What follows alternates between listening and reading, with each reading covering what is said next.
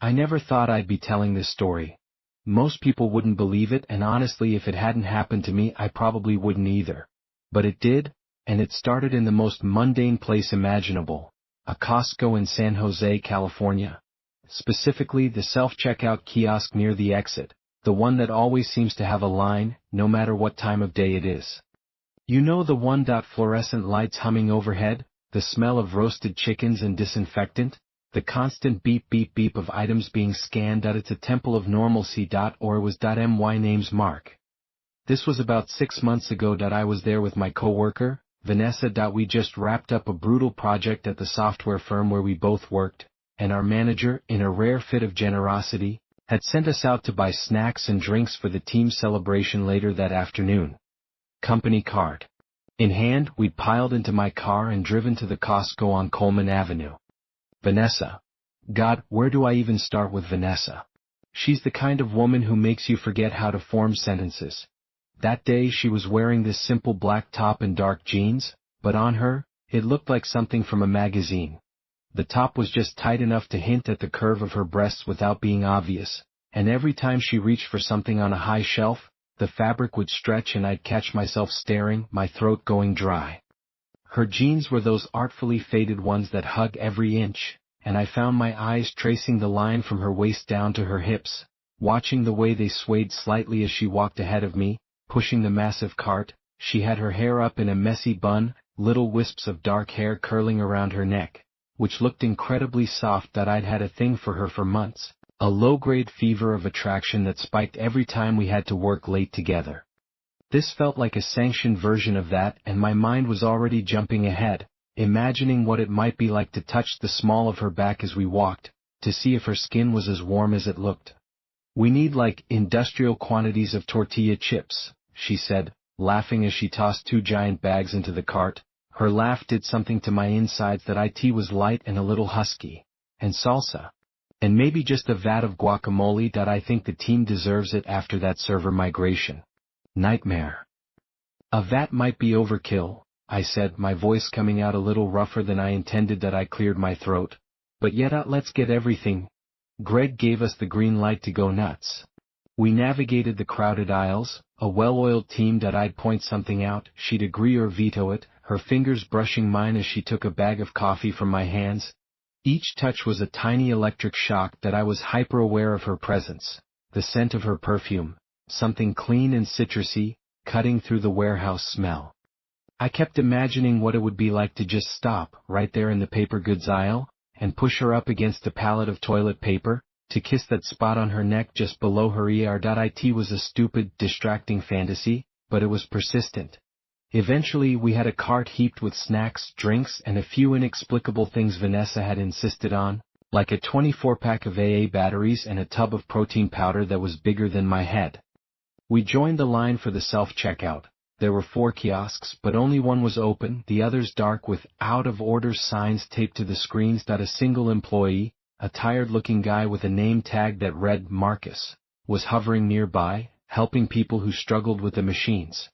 The line moved slowly. I was content to just stand behind Vanessa, watching the way her shoulders moved under her shirt, the delicate shape of her ankles above her practical sneakers. I was so lost in my own inappropriate thoughts that I barely noticed the man until it was almost our turn. He was at the kiosk right next to the one we were waiting for. He was unremarkable at first glance. Average height, thinning brown hair, wearing a beige windbreaker and khaki pants. He looked like 1,000 other guys you'd see in San Jose. But there was something about the way he was moving. He wasn't scanning his items with the harried frustration of most Costco shoppers. He was methodical, precise. He'd pick up an item, a single large box of cereal, scan it, place it carefully in his cart, and then just stand there. He'd stare at the screen for a long moment, his head cocked to the side as if listening to something before picking up the next item. A gallon of milk. Scan, place, wait, stare. It was the waiting that got to me, the silence. The line behind him was growing, but he seemed utterly unaware. People were shifting, sighing, but he didn't hurry. He just performed his little ritual. That guy is taking forever, Vanessa muttered, leaning back slightly towards me. Her shoulder brushed my chest, and I caught a stronger wave of her perfume. My heart hammered against my ribs. Yeah, I said, my voice tight. Weird? Finally he finished that he paid with cash, taking the bills from his wallet one by one, smoothing them out on the counter before feeding them into the machine. That he got his receipt, studied it for another eternity, folded it neatly, and placed it in his wallet. Then he pushed his cart away, not making eye contact with anyone in the impatient line he'd created. It was our turn. Marcus waved us over. Sorry about the wait, he said, his voice flat with boredom. No problem, Vanessa said, flashing him a brilliant smile that made me feel a stupid pang of jealousy. She started unloading the cart onto the scanning belt with an efficient grace that I started helping, my hands clumsy next to hers. The self-checkout process was its own special kind of hell. The weight sensor never believes you've put the item in the bagging area. You have to wait for the screen to tell you to continue. It's a dance with a stupid, unfeeling machine. Vanessa took charge, scanning the big items while I handled the smaller stuff. Beep. A case of soda. She hefts it into the cart. Beep. The giant bag of tortilla chips. Beep. The vat of guacamole. Everything was going fine. We were laughing, making jokes about the absurdity of buying enough food to feed a small army. I was focused on the way Vanessa's bottom lip looked when she bit it in concentration. Then I scanned a bag of limes. Beep. Asterisk. Please place the item in the bagging area. Asterisk. I put the limes in the reusable bag we'd brought. Asterisk. Unexpected item in the bagging area. Please wait for assistance.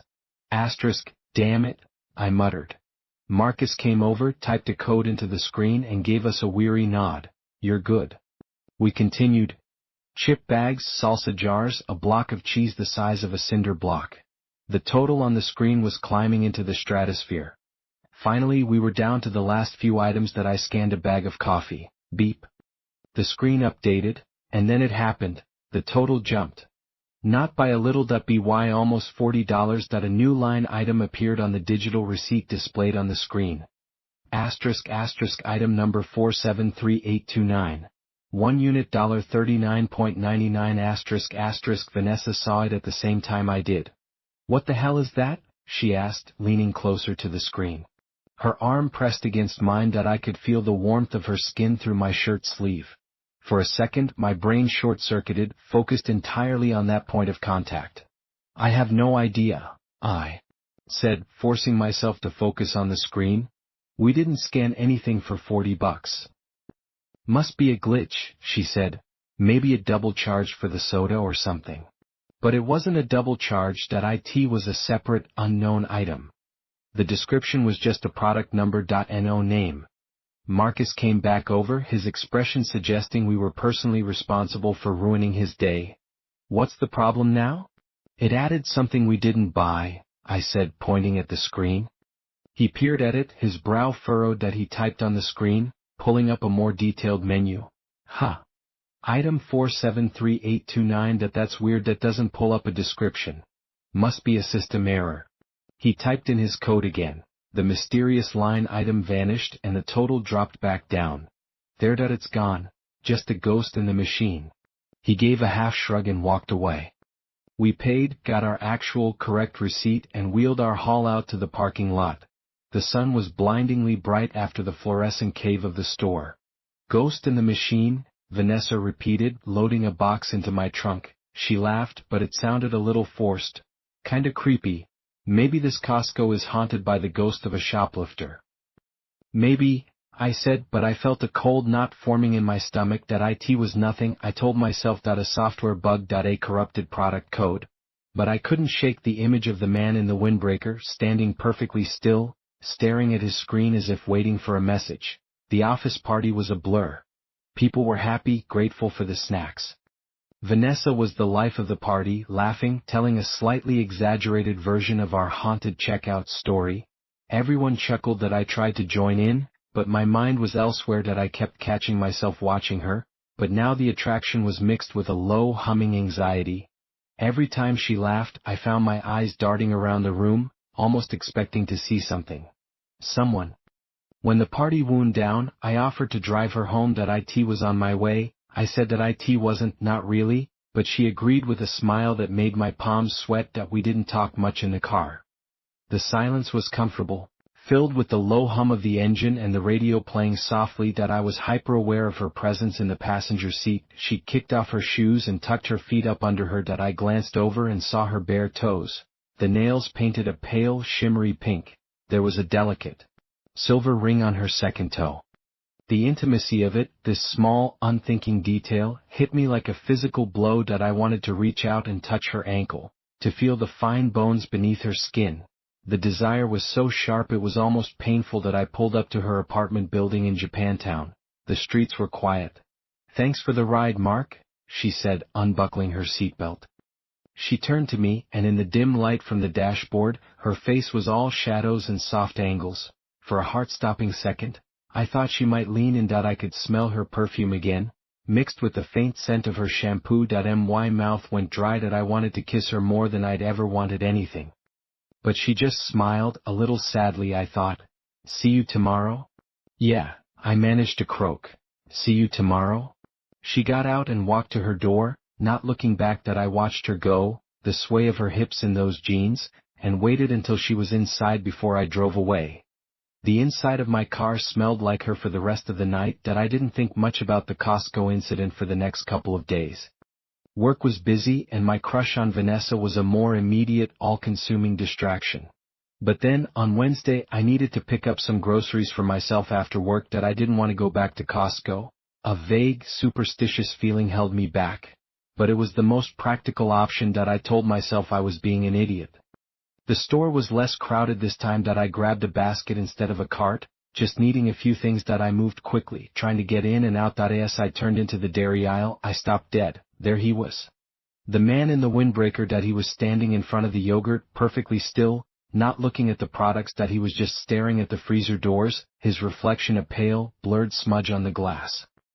His hands were hanging loosely at his sides. That he wasn't shopping. That he was just standing. That a cold trickle of unease went down my spine. That I backtracked, deciding I didn't need yogurt that badly. That I headed for the self-checkout, my heart starting to beat a little faster. That I told myself it was a coincidence. That he was just a guy, a weird, slow shopper. That's all.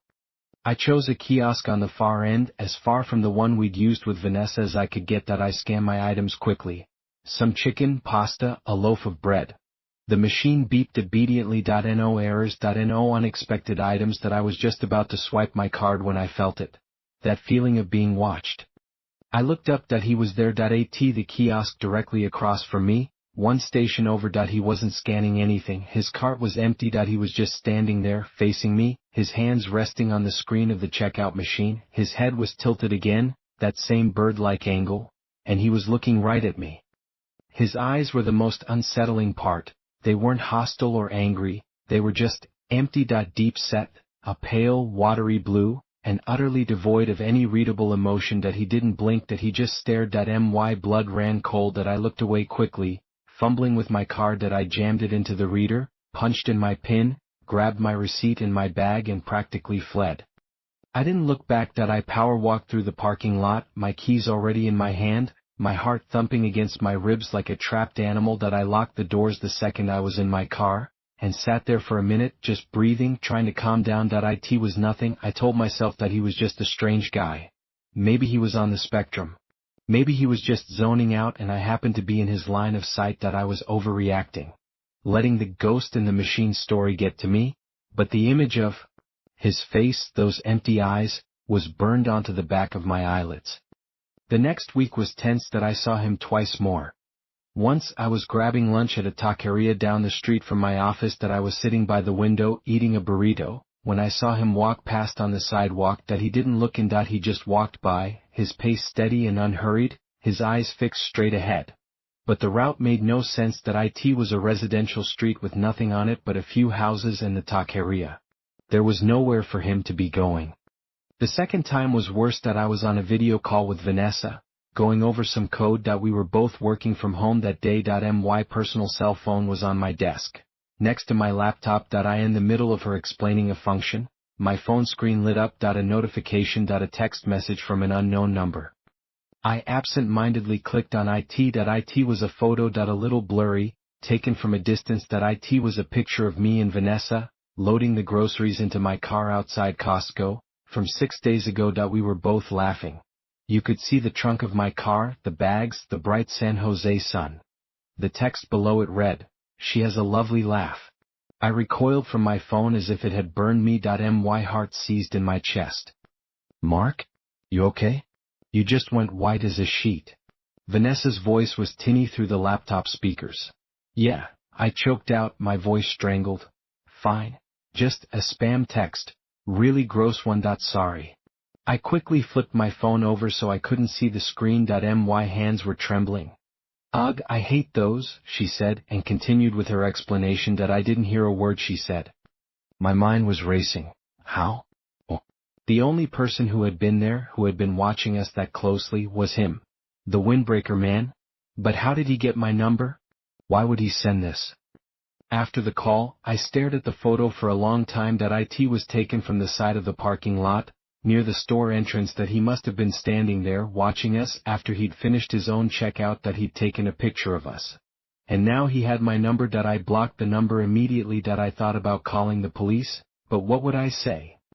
A man took a picture of me in a public parking lot and texted it to me. It was creepy, no doubt, but was it illegal?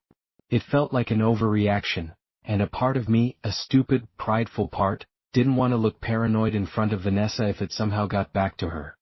The incident changed something in me. The attraction I felt for Vanessa became tangled with a protective, almost possessive anxiety. I found myself watching her more, but not in a desiring way. In a fearful one. I'd scan the street when we walked to get coffee, looking for a beige windbreaker. I'd check the reflection in shop windows. I started walking her to her car every night after work.